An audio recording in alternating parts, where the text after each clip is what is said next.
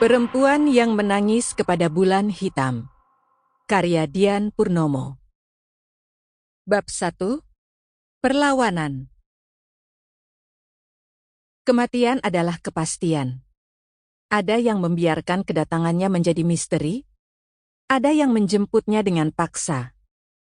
Maggie Diela mencoba menjemput kematian dengan menggigit pergelangan tangannya sendiri sampai robek, berharap nadinya terkoyak dan darah menetes habis segera. Sayangnya, kematian tidak semudah itu dicurangi.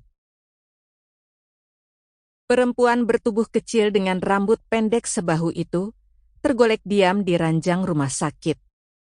Sesekali jemarinya membuat gerakan kecil, kemudian tenang lagi. Di balik kelopak mata yang tertutup, terlihat gerakan bola mata yang tak tenang. Kulit gelapnya kusam pucat, karena hampir tak ada makanan masuk ke tubuhnya selama 2 hari terakhir, selain segelas teh hangat yang dikirimkan Ina Bobo kemarin sore.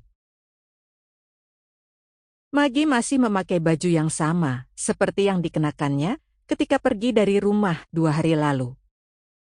Celana jeans biru mudanya tertutup selimut putih bergaris biru dan merah muda di bagian tengah.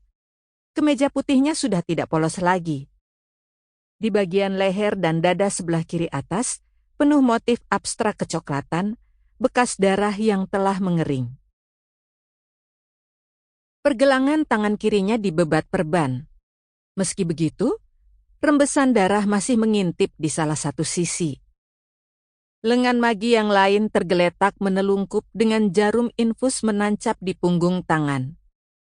Bibirnya kering dan pucat seperti tubuh yang kapan saja siap dijemput ajal. Belum ada dokter datang pagi-pagi begini.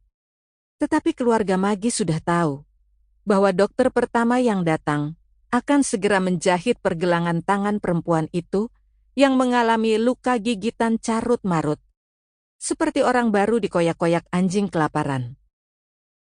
Perawat yang baru keluar dari kamar sudah menginformasikan kondisi Maggie.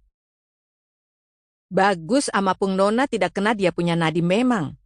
Kalau sampai dong punya nadi kena gigit putus, dokter bedah yang harus kasih operasi. Mama dokter bedah sedang ada seminar di Bali. Kata perawat menerangkan kepada Ama Bobo. Baru sebentar siang ada dokter datang, dong bisa jahit Nona punya luka.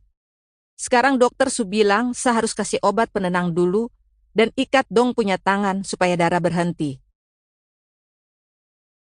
Ama Bobo tidak berkata apa-apa. Begitu pula dengan Ina Bobo, Rega Kula, serta Dangu Toda. Ama Bobo masuk ke kamar perawatan dan segera berdiri di sebelah anaknya. Matanya merah, tetapi tak ada tetes kesedihan yang jatuh. Satu persatu, semua yang tadinya berdiam di luar menyusul Ama Bobo. Sementara Ama Bobo sendiri memberi mereka ruang untuk berdiri melihat Maggie. Lelaki tua itu duduk di kursi di pojok ruangan. Dangu yang masuk terakhir. Matanya lebih merah daripada Ama Bobo. Dangu sangat marah, tapi tahu ini bukan saat tepat untuk melampiaskannya. Dari sisi kiri kaki Maggie, dia melihat dagu sahabatnya yang tergores. Sudah tidak merah lagi lukanya, sudah mengering. Dangu berpikir keras bagaimana Maggie bisa melakukan hal ini. Menggigit pergelangan tangan sendiri bukanlah hal yang mudah dilakukan. Seharusnya, dia mengambil pecahan kaca atau entah apa yang lain supaya lebih cepat, tanpa derita berkepanjangan. Jika memang serius ingin mati, ketimbang menjalani hidup yang tak adil.